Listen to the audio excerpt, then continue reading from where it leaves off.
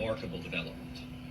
We have seen big tech, we've seen Twitter and Facebook actively interfering in this election in a way that has no precedent in the history of our country.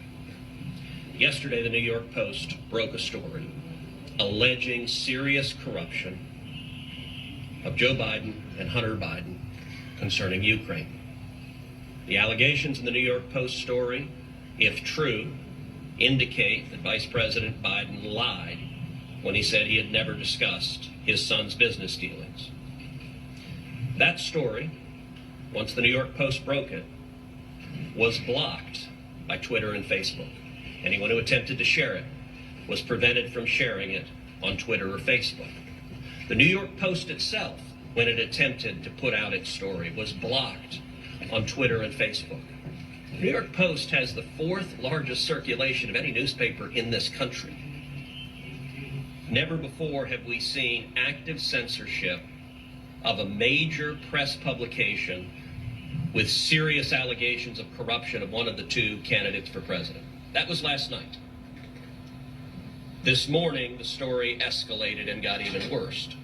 The New York Post broke a second story of a series of emails that indicate yet more corruption. In this instance, the Biden family receiving millions of dollars from communist China government officials.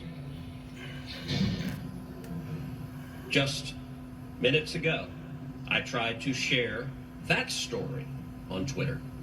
And Twitter is actively blocking right now, this instant, stories from the New York Post alleging corruption and the Biden family receiving millions of dollars from communist China. This is election interference, and we are 19 days out from an election. It has no precedent in the history of democracy.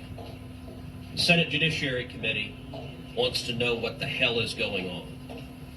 Chairman Lindsey Graham and I have discussed this at length, and the committee today will be noticing a markup on Tuesday to issue a subpoena to Jack Dorsey, the CEO of Twitter, to testify before the Senate Judiciary Committee next Friday, to come before this committee and the American people and explain why Twitter is abusing their corporate power to silence the press and to cover up allegations of corruption. And let me be clear, I don't know if these New York Post stories are true or not. Those are questions Vice President Biden should answer.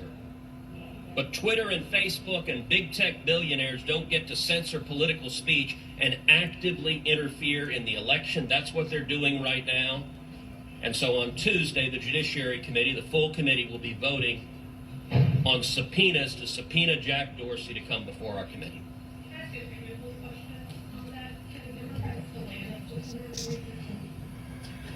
The Democrats can certainly raise procedural objections. They can try to delay the subpoena. I don't believe they will be successful. We are 19 days out from an election, so if the Democrats were to try to play procedural games to delay the subpoena until after the election, that would be obvious and transparently political. Chairman Graham. Thank you. 2020 can't get any stranger. So they're 19 days out from an election. Again, I don't know if the New York Post article is true. I think it is established that Hunter Biden, while he was visiting China with the vice president, received money from a Chinese bank for investment. I don't know much more about it, but I do know this, that a lot of information, the Steele dossier, was all over the place. They never blocked that. All the allegations about Russian collusion and Trump and every other idea that Trump may have done something bad, nobody blocked that. So what we're going to do is we're going to finally have an accounting that's long overdue. These social media platforms have a dominance in our lives. They're newspapers, they're TV stations, they're radio stations, they're publishers. And this, to me, crystallizes the problem better than anything I could think of for the American people. You may be a Democrat saying, I don't want to hear the New York Post. It could be you tomorrow. So the point is that the power behind these platforms have been taken to a level that truly is dangerous, I think.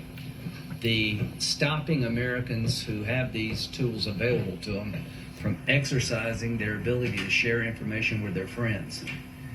nobody in Twitter and social media shut down anything about Trump and Russia. So we're going to proceed Tuesday. Hopefully the Democrats on the committee will be as interested in this as we are, because it's us today, it could be them tomorrow. Thank you. I want to say that obviously I agree wholeheartedly with the chairman, Senator Cruz. I think taking this action is absolutely necessary. Yet last night, the subcommittee, my subcommittee on crime and terrorism, invited both Jack Dorsey and Mark Zuckerberg to come and testify. I think a subpoena from the Judiciary Committee is absolutely appropriate and in order. It is absolutely vital. We believe in a free press in this country. We also believe in free elections, and the attempt to rig an election, which is what we're seeing here by monopolies, is unprecedented in American history. They have a lot to answer for, and I hope that we'll subpoena both Twitter and Facebook. They should both